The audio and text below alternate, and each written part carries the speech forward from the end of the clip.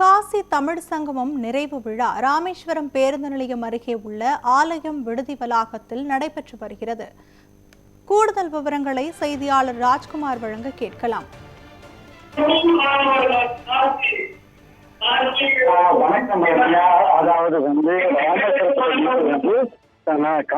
தமிழ் சங்கம் நிகழ்ச்சி நிறைவுல இந்தியாவின் துணை குடியரசுத் தலைவர் சிபி ராதாகிருஷ்ணன் கலந்து கொண்டுள்ளார்.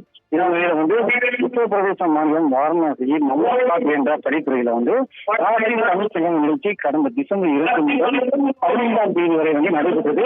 இந்த நிகழ்ச்சியில் தமிழகத்தில் மாணவர்கள், கலைஞர்கள், விவசாயிகள், தன்னார்வலர்கள் என பல்வேறு தரப்பினர் பங்கேற்றனர். காசி தமிழ் சங்கம் நிகழ்ச்சியின் நிறைவு விழா இன்று தற்போது ராமேஸ்வரத்தில் தொடங்கியிருக்கு. முன்னதாக மதுரையில் தனி ஹெலிகாப்டர் மூலம் பாரத துணை குடியரசுத் தலைவர் ராதாகிருஷ்ணன் மதுரையிலிருந்து கிளம்பி மண்டபம் பகுதியில் அமைக்கப்பட்டுள்ள ஹெலிகாப்டர்கள் அங்கிருந்து சாலை மாற்றமாக ராமேஸ்வரம் விருதை மாலவன் என்ற தங்க முறையில் பிரமாண்டமாக அமைக்கப்பட்ட மேடையில் சிறப்புரையாற்ற இருக்கு. இந்த நிலையில் சிபி ராதாகிருஷ்ணன் புரோகிராம் அதாவது நிகழ்ச்சி தற்போது இறங்கினால் அவனை தொடர்ந்து இந்த பகுதியில் முன்னதாக தமிழ்தாய் வாழ்த்து பாடப்பட்டது.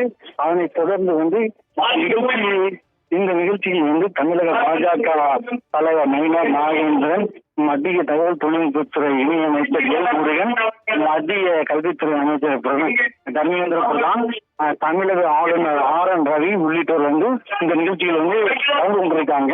தற்போது இந்த நிகழ்ச்சியில் சுமார் 5000க்கும் மேற்பட்டோர் கலந்திருக்காங்க. அதே போல இந்த பாதுகாப்பிற்காக சுமார் 700க்கும் மேற்பட்ட போலீசார் பாதுகாப்பு ஈடுபட்டு வராங்க. தற்போது தமிழ் நிறைவான தற்போது தொடங்கி நடைபெற்று வருகிறது. விவரங்களுக்கு நன்றி ராஜ்குமார். தமிழ் சங்கமம் 4வது நிறைவு விழா நிகழ்ச்சியில் இங்கு வருகை தர இருக்கின்ற மாண்புமிகு குடியரசு துணைத் தலைவர் மரியாதைக்குரிய திரு சிபி ராதாகிருஷ்ணன்ஜி அவர்களே, மாண்புமிகு தமிழக ஆளுநர் மரியாதைக்குரிய திரு ஆர்.என். ரவிஜி அவர்களே, மாண்புமிகு மத்திய கல்வித்துறை அமைச்சர் கடந்த 4 வருடங்களாக காசி தமிழ் சங்கமத்தை சிறப்பாக நடத்தி கொண்டிருக்கின்ற உயர் திரு தர்மேந்திர பிரதான்ஜி அவர்களே, மாண்புமிகு மாநிலங்களவை உறுப்பினர் திரு தர்மன் அவர்களே, ஐயா திரு ஜி.கே. வாசன் அவர்களே, மாண்புமிகு சட்டமன்ற உறுப்பினர் திரு நயினார் நாகேந்திரன் அவர்களே, திருமதி வானதி சீனிவாசன் அவர்களே, ஐஐடியினுடைய டைரக்டர் திரு காமகோடி அவர்களே, பனாரஸ் இந்து பல்கலைக்கழகத்தினுடைய துணைவேந்தர் திரு அஜித் குமார் அவர்களே, மற்றும் இந்த நிகழ்ச்சியில் கலந்து கொண்டிருக்கின்ற சான்றோர்களே, ஆன்றோர்களே, பெரியோர்களே, காசியிலிருந்து வருகை தந்திருக்கின்ற சகோதர சகோதரிகள் உங்கள் அனைவரையும் அன்போடு ராமேஸ்வரத்திற்கு வரவேற்கின்றோம். பிறவி பெருங்கடல் நீந்துவார் நீந்தார், இறைவன் அடிசேராதார். இறைவனின் திருவடிகளை சேர்ந்தவர்களே பிறவி பெருங்கடலை கடப்பார்கள், சேராதவர்களால் கடக்க இயலாது என்று ஐயன் வள்ளுவனின் திருக்குறள் நமக்கு உணர்த்துகிறது. அதற்கேற்க தங்களது பிறவி பலன் அடைகின்ற நோக்கில் காசி தமிழ் சங்கம் என்ற இந்த கலாச்சார திருவிழாவிற்கு வருகை தந்திருக்கின்ற உங்கள் அனைவரையும் தமிழக மக்கள் சார்பாக உங்கள் அனைவரையும் அன்போடு வரவேற்கின்றேன். மாண்புமிகு பாரத பிரதமர் திரு நரேந்திர மோடிஜி அவர்கள் 2022 தன்னுடைய சொந்த தொகுதி வாரணாசியில் காசி தமிழ் சங்கமத்தை தொடக்கி வைத்து ஒவ்வொரு ஆண்டும் சிறப்பாக இந்த காசி தமிழ் சங்கமம் நடைபெற்று கொண்டிருக்கிறது. ஒரே பாரதம் உன்னத பாரதம், ஏக் பாரத் சிரேஷ்ட பாரத் என்ற அந்த அருமையான திட்டத்தின் கீழே காசி தமிழ் சங்கம், சௌராஷ்டிர தமிழ் சங்கமும் கூட தொடர்ந்து நடைபெற்று கொண்டிருக்கிறது. இது 4வது காசி தமிழ் சங்கமம். காசிக்கும் தமிழ்நாட்டிற்கும் உள்ள உறவு, காசிக்கும் தென்காசிக்கும் உள்ள உறவு, காசிக்கும் நம்மளுடைய மயிலாப்பூருக்கும் உள்ள தொடர்பு, இப்படி காசி பல 100 ஆண்டுகளாக தமிழகத்தின் மேல் இணைப்பிரியாத ஒரு மிகப்பெரிய ஒரு பந்தம் இருந்து கொண்டிருக்கிறது.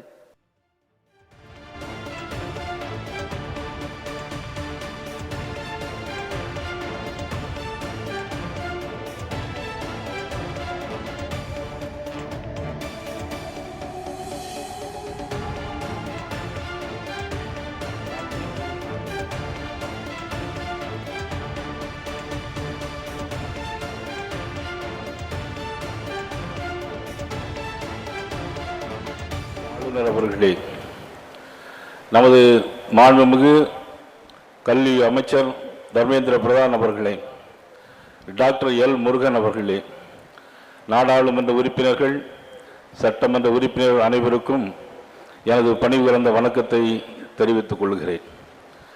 இன்றைக்கு காசி தமிழ்ச்சங்கம் முடிவு நாளாக ராமேஸ்வரத்திலே நடைபெறுகிறது. தமிழனுக்கென்று கலாச்சாரம், பண்பாடு எல்லாமே காசிக்கும் நமக்கும் நிறைய இருந்திருக்கிறது. ஆனால் தமிழை உலகெங்கும் கொண்டு இன்றைக்கு பரப்பிக் கொண்டிருக்கின்ற மாபெரும் தலைவராக நமது பாரத பிரதமர் நரேந்திர மோடி அவர்கள் விளங்கி கொண்டிருக்கிறார்கள். தமிழ் என்றால் இனிமை என்று பொருள். தமிழுக்கும் அமுதென்று பெயர். இன்ப தமிழ் எங்கள் உயிருக்கு மேல். தால் பால் தமிழ் பால், பாலுக்கும் தமிழென்று பொருள். எல்லாமே தமிழாக இணைக்கின்ற தமிழ்நாட்டில் இன்றைக்கு தமிழை வேறு யாரும் முன்னிறுத்தாத நிலையில் அயோத்திக்கு போனாலும் ஐநா சபைக்கு போனாலும் தமிழை பற்றி பேசுகின்ற ஒரே தலைவர் நமது பாரத பிரதமர் நரேந்திர மோடி அவர்கள். மதுரையிலே தமிழ்ச்சங்கம் கண்டோம், இடைச்சங்கம் கண்டோம். அது பாண்டிய மன்னனுடைய காலத்தில் நடைபெற்றது. ஆனால் இன்றைக்கு பாண்டிய மன்னனாக பாரத பிரதமர் நரேந்திர மோடி அவர்கள் விளங்கி கொண்டிருக்கிறார்கள். கங்கை கொண்ட சோழபுரத்தை உலகெங்கும் இன்றைக்கு பரப்பி காட்டினார்.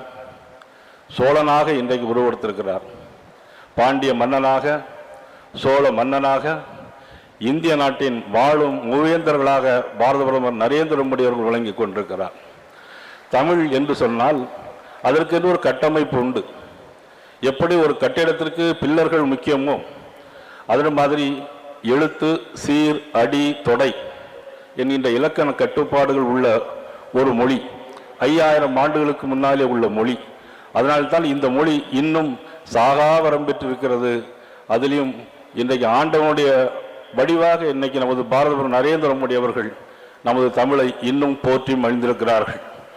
உத்தரப்பிரதேச மாநிலத்தில் இன்னைக்கு பள்ளிக்கூடங்களில் தமிழை பயிற்றுவிக்கலாம் என்று சொல்லியிருக்கிறார்கள். ஒவ்வொரு கருப்பொருளாக 4வது ஆண்டு தமிழ்ச்சங்கத்தில் இன்றைக்கு கருப்பொருளாக எல்லா மாநிலங்களிலும் தமிழ் மொழியை கற்க வேண்டும் என்பதற்காக பாரத பிரதமர் நரேந்திர மோடி அவர்கள் இன்றைக்கு உத்தரவிட்டிருக்கிறார்கள். 10 பாட்டு, 8 தொகை, 11 கீழ்கணக்கு, நற்றிணை, நல்ல குறுந்தொகை, அகநானூறு, புறநானூறு போன்ற பல இலக்கியங்களை கொண்டவை, 50 காப்பியங்களையும் கொண்டவை. அப்படிப்பட்ட தமிழ் தாயை போற்றுவதற்கு நமது பாரதத்தில் உலகத்திலே மிகப்பெரிய தலைவனாக நமது பாரத பிரதமர் நரேந்திர மோடி அவர்கள் இன்றைக்கு எடுத்திருக்கிறார்கள் சொன்னால் ஒவ்வொரு தமிழனும், உலகெங்கும் வாழும் ஒவ்வொரு தமிழனும் நமது பாரத பிரதமர் நரேந்திர மோடி அவர்களை போற்றி மகிழ வேண்டும். நன்றி, வணக்கம்.